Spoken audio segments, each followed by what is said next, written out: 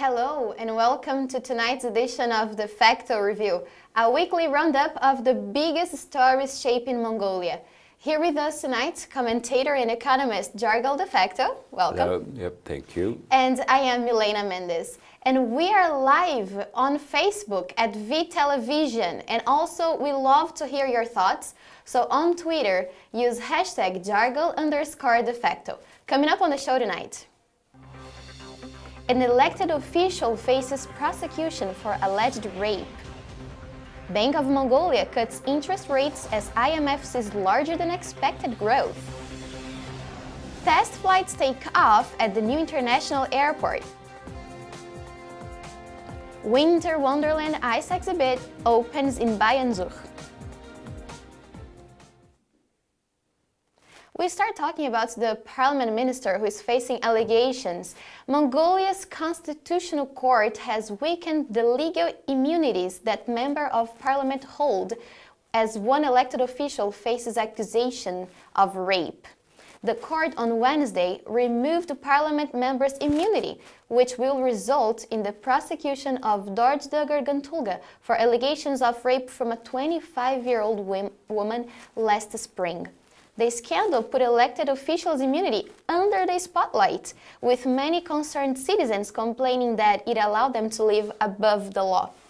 Gantulga, who is now 31 years old, represents the Khaan province and is a member of the government-ruling Mongolian People's Party. He worked in education before starting his political career. So, Jargal, please tell us, how far-reaching does this removal of immunities go? And can we say that it is opening door to further officials' prosecution? This kind of legislation's proposal had happened before, a few times, but it was never approved by the parliament members themselves in previous times, and it may be the same case this time.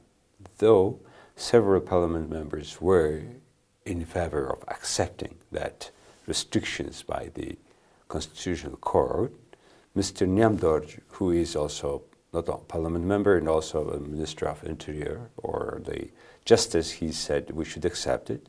Mr. Bold, only in the case if a parliament member made crimes. Another member, Mr. Timuling, said, Parliament member Timuling said that, well, we should accept that because in case if they are not implementing the representative function of the people, of course, then they deserve. That's right. What he said. And now, and also this sort of issue is coming in quite contradictory conditions in Mongolia, because it turned out one parliament member, Mr. Naranghu, from Dondrobe Aymag, never happened to be in the parliament sessions at all. So question is then what is he is doing first and whom he is representing. If he is representing, why he is not there in the parliament at all. The other thing was Mr. Davasurem, also minister. He said that if the Constitutional Court makes this sort of immunity taken from the parliament member, they should also take from themselves. And he was blaming for the Constitutional Court member who was accused for large corruptions, Mr. Sor. So this kind of conflicts are happening, and the comments are coming about this in the country. But what I take from that is I would like to look at bigger picture of justice and injustice in Mongolian system, Mongolian society. This injustice is happening all around, across the power stages, institutions. That's why even it comes to even the largest, highest, the legislature's office. And injustice is happening because there is still a lot of corruptions, mostly coming corruption from because the political party financing are secretive here. Nobody is disclosing that. In that sense, organizations, political institutions, these only institutions which can take power, the political power in the country, have not yet reporting their true financial incomes and expenses, which makes these institutions like more mafia type of structure. Right. And parliament members themselves are not asking their political parties disclosure, which suggests me to think they are part of that mafia as well. So I think once this sort of mafia and this sort of functions are existing, it's very hard to fight corruption completely. And when the corruption is there, there's no fair competition. You cannot compete with the minister business, you know. And somehow it happened so that Mongolian politicians are very rich individuals, somehow compared to ordinary Mongolians.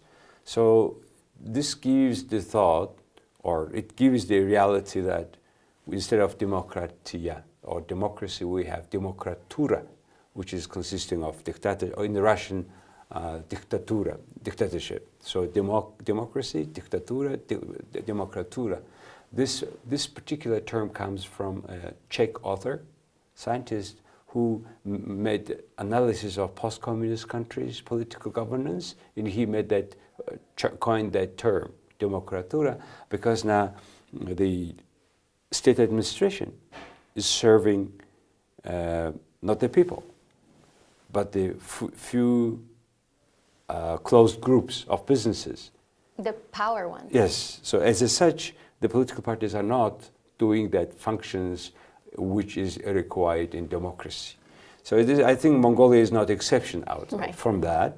So that's the concern, that it was one of the attempt of ordinary people to stop that injustice in the government system. And I think it's important for our viewers to know, what do you think was the original intent of this proposal of giving elected officials legal immunities?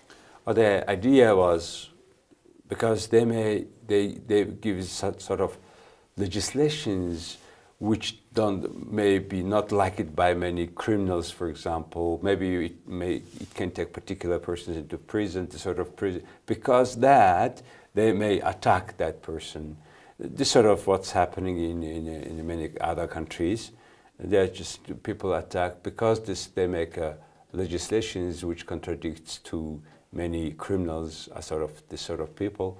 And that's why we thought, and it was the case where they needed kind of immunity, that not everybody can jump like on ordinary people, and arrested them.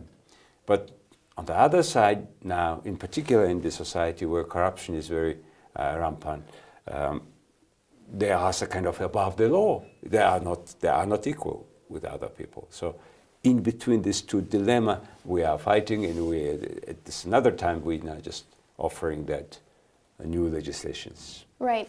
And if you follow international news, you've seen that some big scandals of men abusing their power over women have broken out of Hollywood and even the US Congress. Do you think the return of this issue is anyhow related to what's going on in Mongolia? Well, injustice is happening all around, and one of them is this sort of misusing their power.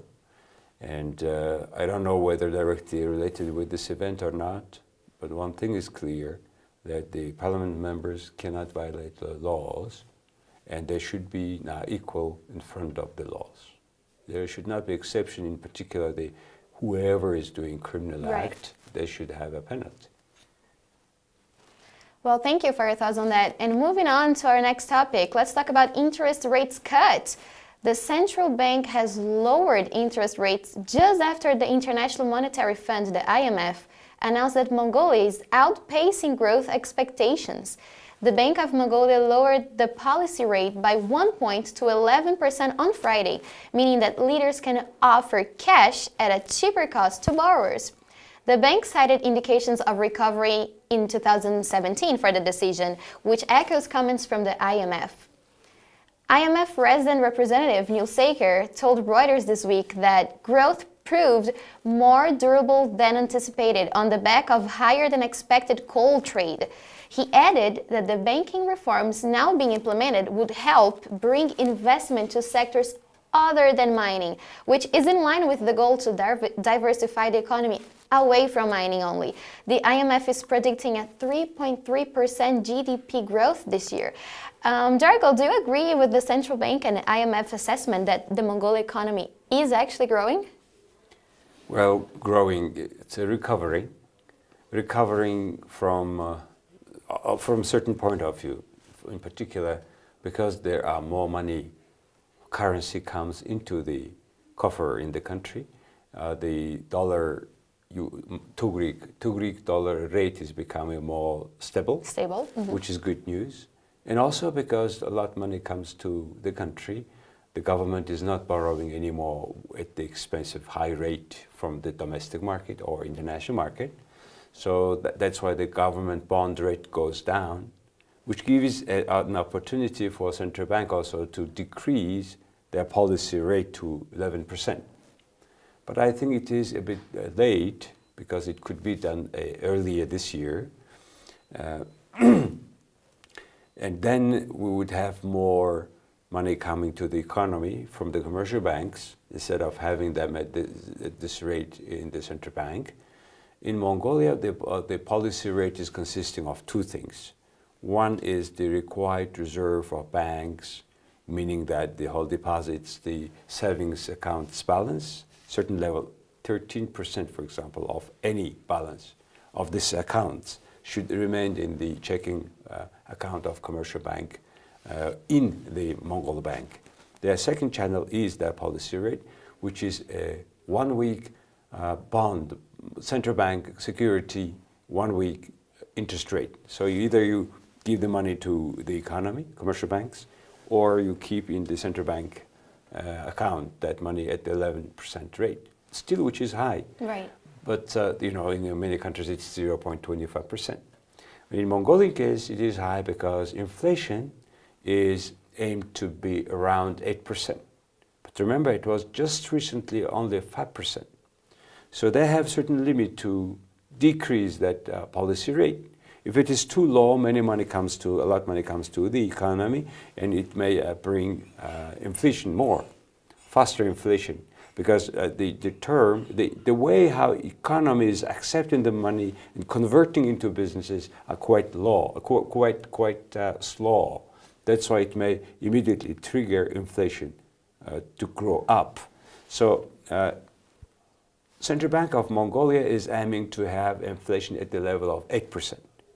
That's why they now saying at the level of 11, we will keep that interest rate. So you asked me questions about if Mongolian economy is growing. Recovering. I don't think so much.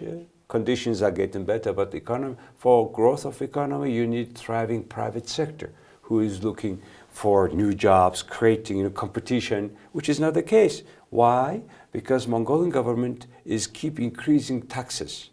7 different taxes they keep increasing, and it is even supported by this IMF, surprisingly, and they said that no, it's higher income people should pay higher. But remember that when they say higher income people, we talk about 1.5 million 2 weeks salary, which is less than $600. And it's $600, and you now in the tax break that 25% of the income will be taxed by the state.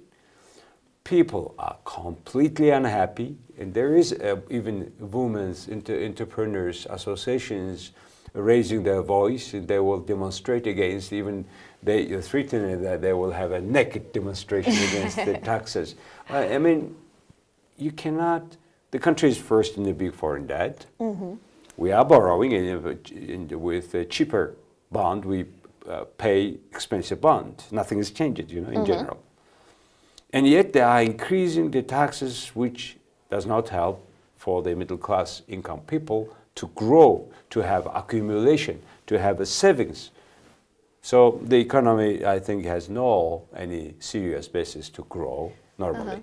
So what would you say that could be the impact of this cutting of the interest, and what can we expect for 2018? Well, this cutting of interest rate basically promises to give more money to the businesses than before compared to last year. So this is much better than last year, because a year before it was 15%, the policy rate. In August 2016, the policy rate was 15. Now we're decreasing now at the level of 11.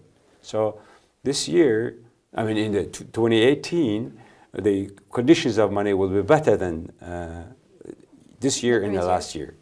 But it doesn't mean, again, due to many reasons I have described it, it doesn't mean that it will help a lot the economy to grow, because on the other side, government is increasing taxes. Yeah, exactly. So within that, I think there will not be substantial change for businesses in this country, because the specifics of the economy is the largest industry is mining, but mining is not the largest employer. The remaining are the employer, agriculture, services, where the important role, the largest driver is a human being, human power. Right.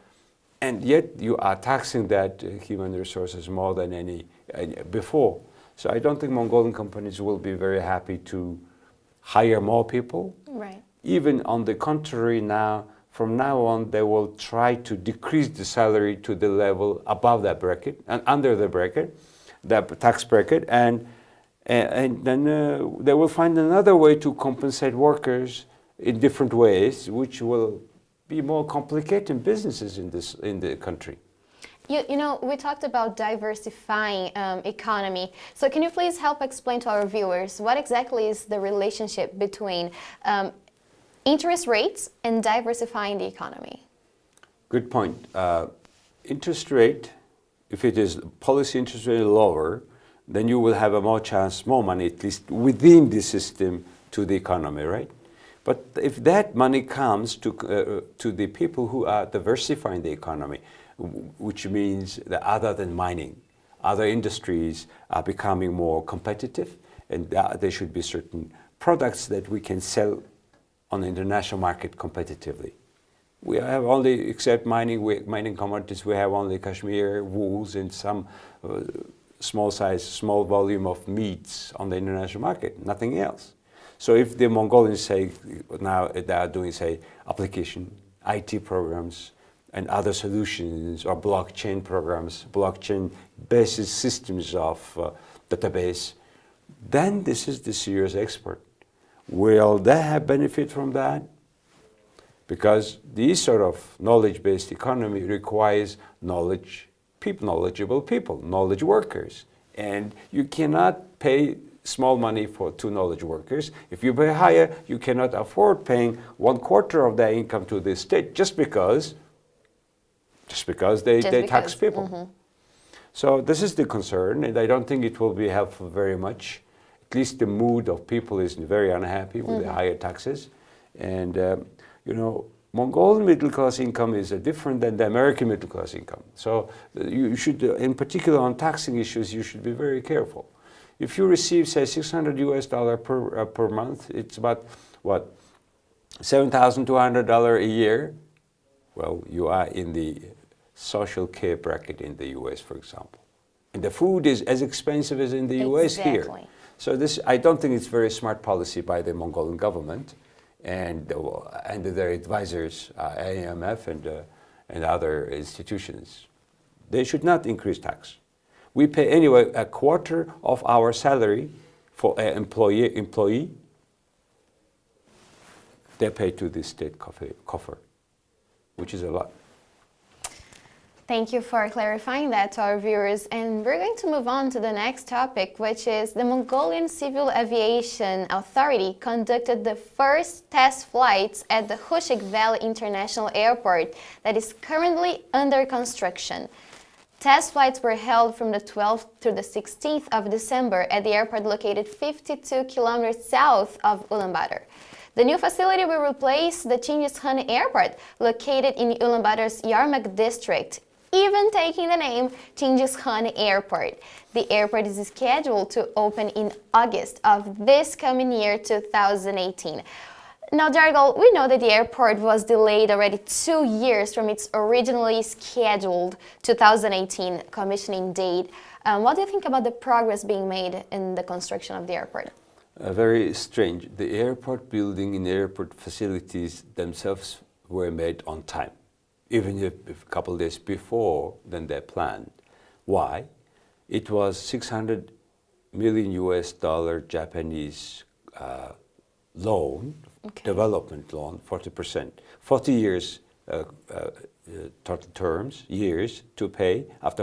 During 40 years you pay, and it's only 0.1% per year interest rate, which is very cheap money.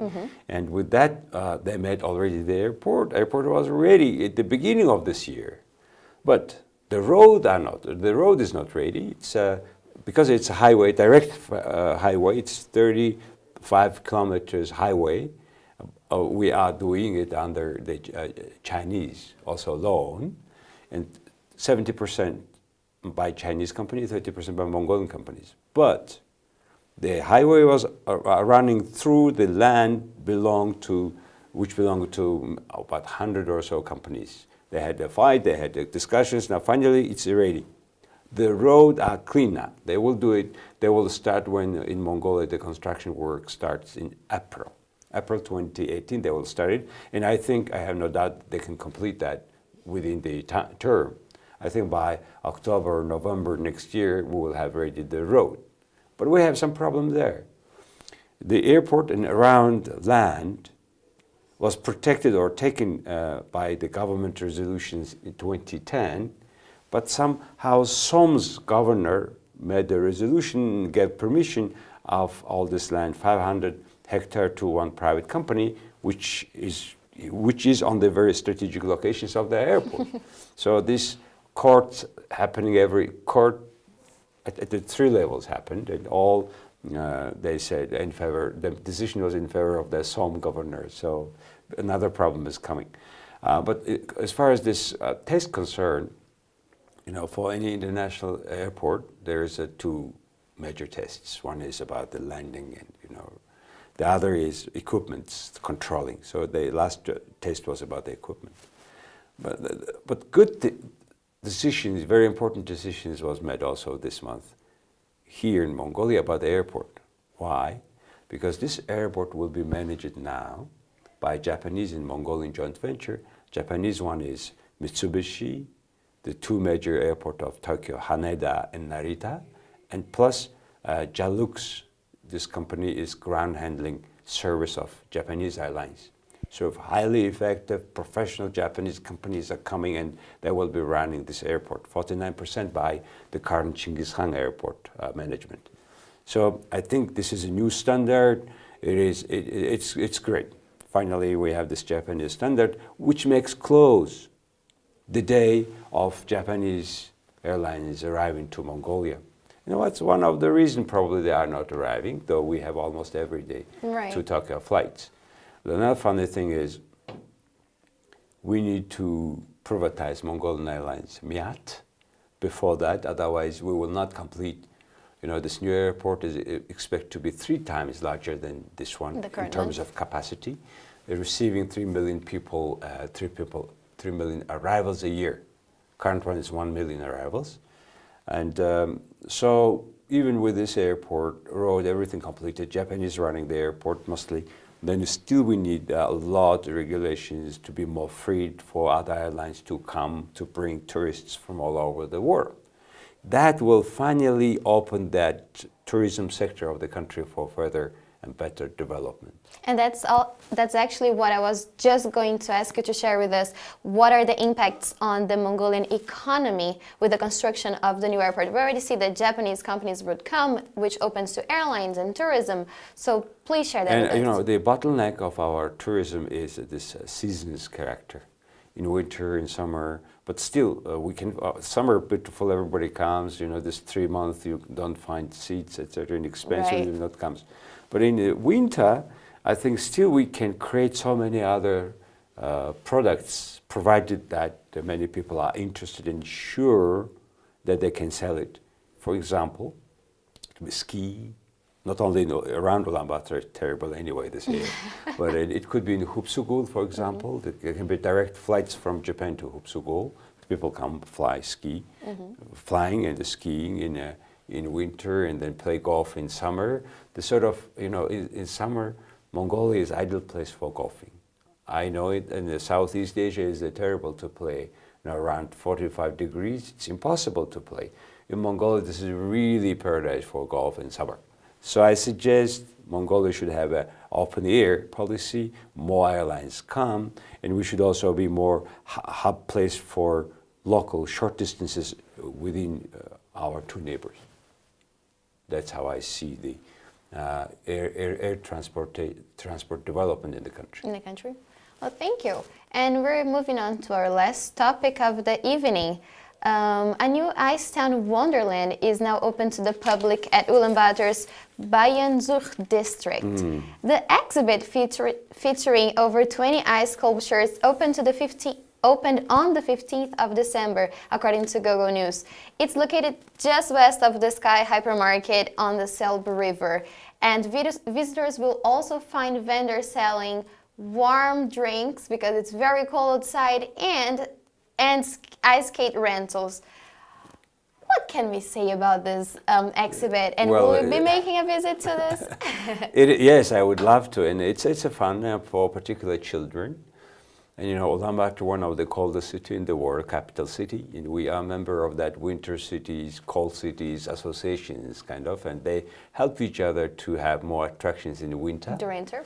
And winter is also itself attractions. Back to our previous topic, it turned out 50% of the world lives in a place where there is no snow, no winter. 50% of the world.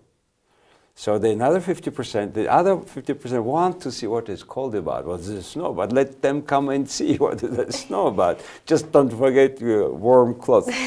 So this is one of the nice work by our city administration. We are happy, children in particular, but be careful, it could be very cold. It's good news is that they provide warm drinks. Right. Well, speaking of winter, doctors have given health warnings. The winter vacation of elementary school is from the 29th of December to the 12th of January 2018. Pediatricians urge that during the peak hours of air pollution, especially in the morning and evening, children, elders, and people with lung diseases and cardiac problems need to refrain from staying outside. This pollution continues being an issue. What can we talk about it? Yep. Well, this is our last show for this year. We are very happy to being able to represent the most challenging for also issues for a week throughout this year. And we are very thankful to you for watching us and being with us, supporting us to make Mongolia, our values, democracy, human rights, free market, to be irreversible on this Mongolian soil. We thank you very much again for being with us for whole year 2017, and we would like to wish the best for you in next coming year. Thank you. Thank you very much for staying with us tonight and during this year, and I wish you and your family happy holidays. Have a good week, Mongolia. Bye-bye. Bye-bye.